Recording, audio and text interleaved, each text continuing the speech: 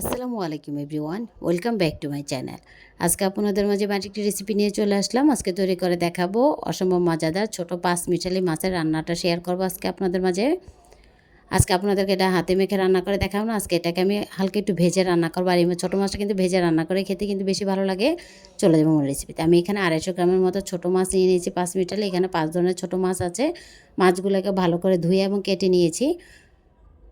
চলে এবার মাছগুলো ম্যারিনেট করার জন্য ছোটো একটা ডিশে মাছগুলো ঢেলে নিয়েছি। হাফ টেবিল চামচ দিয়ে দিচ্ছি হলুদের গুঁড়ো, তারপরে লবণ দিয়ে দিচ্ছি এখানে হাফ টেবিল চামচ থেকে একটু বেশি, তারপরে মরিচের গুঁড়া দিয়ে দিব এখানে 1/4 টিস্পুন। এখন ভালো করে মিশিয়ে নিচ্ছি মাছের সাথে।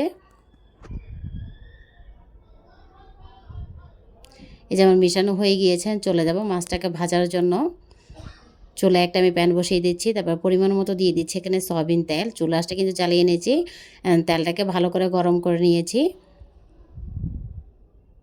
এই যে আমার তেলটা গরম হয়ে গিয়েছে, তারপরে এখানে দিয়ে দিচ্ছি আগে থেকে ম্যারিনেট করা মাছগুলো দিয়ে দিচ্ছি, ছোটো মাছগুলো। ছোটো মাছটা দিয়ে চুলাটা মিডিয়াম হিটে রেখে মাছগুলোকে 3 থেকে 4 মিনিট উল্টিয়ে পাল্টিয়ে লাল লাল করে একটু ভেজে নিব। আর এই মাছটা যদি আপনারা ভেজে রান্না করে খান তাহলে খেতে কিন্তু বেশি ভালো লাগবে। আমার এক পাশ কিন্তু হয়ে গিয়েছে, এখন উল্টিয়ে দিচ্ছি।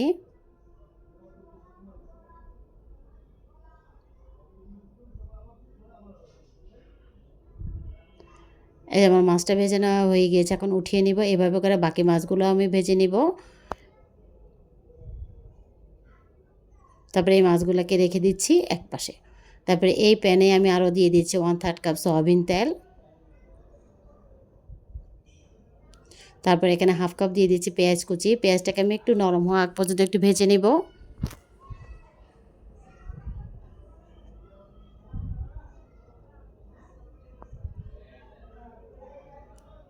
এই যে পেঁয়াজটা ভাজা হয়ে গিয়েছে, তারপরে এখানে ফালি করে কাঁচামরিচ দিয়ে দিচ্ছি 5 থেকে 6টা। তারপরে এখানে আমি রসুন বাটা দিয়ে দিচ্ছি 1 টেবিল চামচ।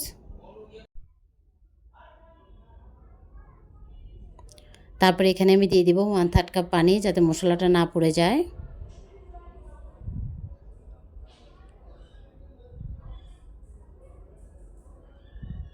তারপরে এখানে আমি দিয়ে দিচ্ছি হাফ টেবিল চামচ হলুদের গুঁড়ো। তারপরে লবণ দিয়ে দিচ্ছি এখানে আমি 1 টেবিল চামচ। লবণ আপনি টেস্ট অনুযায়ী কমিয়ে অথবা বাড়িয়ে দিতে পারবেন। তারপরে এখানে আমি লাল মরিচের গুঁড়া দিয়ে দেবো 1.5 টেবিল চামচ। ঝালটা আপনাদের টেস্ট অনুযায়ী দিয়ে নেবেন, কমিয়ে অথবা বাড়িয়ে দিতে পারবেন। তারপরে এখানে আমি ধনিয়ার গুঁড়া দিয়ে দিচ্ছি হাফ টেবিল চামচ।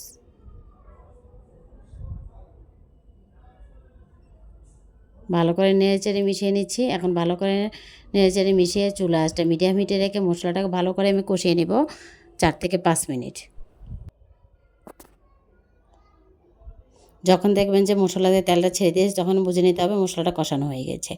এই যে আমার মশলাটা কিন্তু কষানো হয়ে গিয়েছে। তারপরে এখানে আমি দিয়ে দিচ্ছি আরেকটা অর্ধেকটা দিয়ে দিচ্ছি ফালি করে রাখা টমেটো।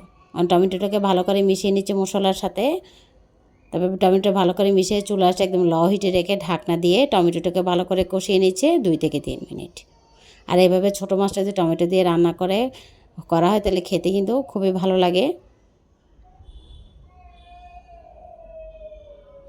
ফিরে এসেছি 2 থেকে 3 মিনিট পরে। এই যে আমার মশলাটার সাথে কিন্তু টমেটোটা ভালো করে কষানো হয়ে গিয়েছে। একটু ভালো করে নেড়েচেড়ে মিশিয়ে নিচ্ছি।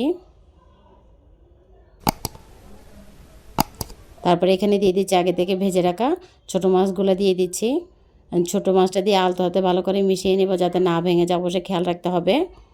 তারপরে এখানে আমি ঝোলের জন্য পানি দিয়ে দিচ্ছি, ফুটন্ত গরম পানি দিয়ে দিচ্ছি 2 কাপ। অবশ্যই আপনার গরম পানিটা দেওয়ার চেষ্টা করবেন। গরম পানি দিলে কিন্তু তরকারি টেস্টটা খুবই ভালো লাগে। এখন ভালো করে নেড়েচেড়ে মিশিয়ে নেব।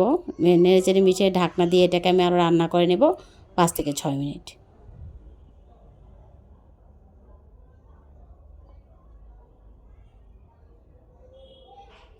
ফিরে এসেছি 5 থেকে 6 মিনিট পরে। এই যে আমার রান্নাটা কিন্তু হয়ে গিয়েছে।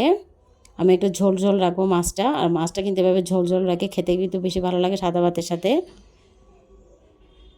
তারপরে আমি এখানে দিয়ে দিচ্ছি নামানোর আগ মুহূর্তে দিয়ে দিব ধনেপাতা কুচি। ধনেপাতা কুচিটা আপনার পরিমাণ মতো দিয়ে নেবেন। ধনেপাতা কুচিটা দিয়ে চুলাটা কিন্তু আমি বন্ধ করে দিব। বন্ধ করে 1 মিনিটের জন্য ঢাকনা দিয়ে দিব। আমার রান্নাটা কিন্তু হয়ে গিয়েছে। আর মাছটা রান্না করতে কিন্তু কম সময় লাগে, আর খেতে কিন্তু খুবই মজা। আপনাদেরকে আমি একটু পরিবেশন করে দেখাচ্ছি।